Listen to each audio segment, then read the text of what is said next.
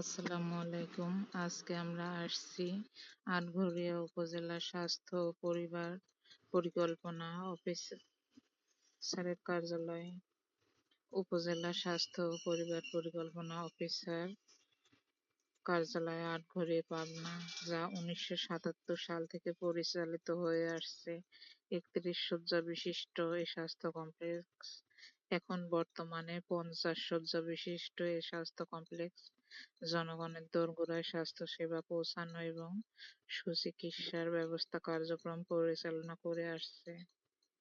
এটি একটি উপস্বাস্থ্য কেন্দ্র ও 21টি কমিউনিটি ক্লিনিক এর আন্ডারে স্বাস্থ্যসেবা দিয়ে যাচ্ছে।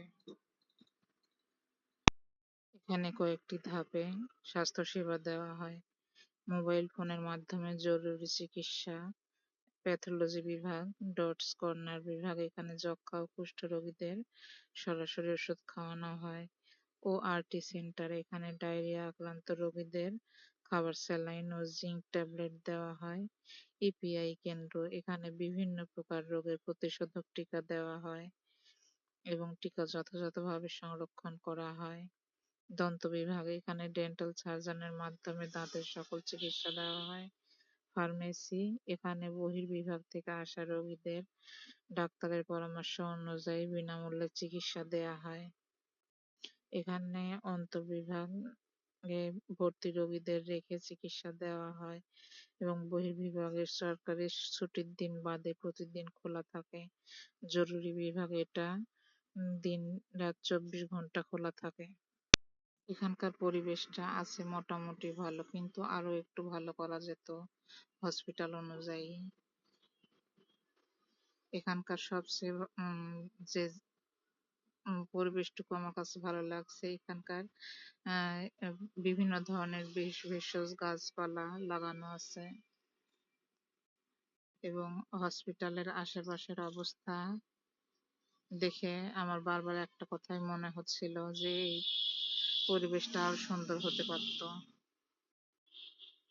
বিধায় কর্তৃপক্ষের দৃষ্টি আকর্ষণ করছি, তিনি যদি এই আশেপাশের পরিবেশটা আরো উন্নত করেন, রোগীদের জন্য অনেক ভালো হয়।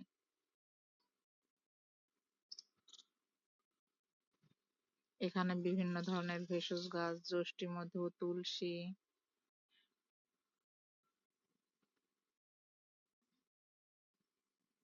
তেঁতুল গাছ,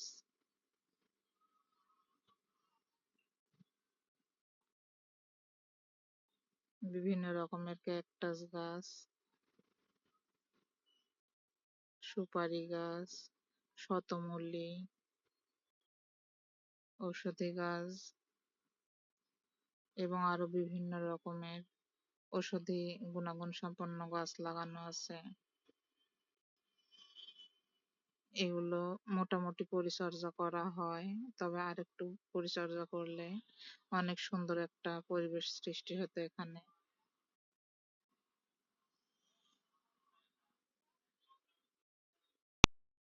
এখানকার প্রতিটা ডাক্তার এবং নার্সরা অনেক ভালো এবং তাদের আচার ব্যবহার অনেক ভালো। তারপরও আমি বলবো তাদের সব দিকে একটু নজর দেওয়া দরকার, বিশেষ করে রোগীদের স্বাস্থ্য সেবার দিকে একটু ভালোভাবে খেয়াল করা দরকার।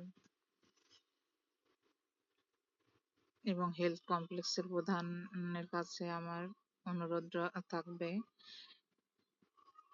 হসপিটালের চারপাশের পরিবেশটা উনি যেন আরো সুন্দর করেন, তাহলে অনেক সুন্দর একটা পরিবেশ আসবে হসপিটালের এবং বাহির হতেও আরো অনেক পর্যটক যাওয়া আসা করার জায়গা পাবে। পাবনা জেলায় আমাদের অনেক অনেক কিছুই আছে দেখার মতো, তার মধ্যে এটাও একটা দর্শনীয় স্থান হয়ে উঠবে।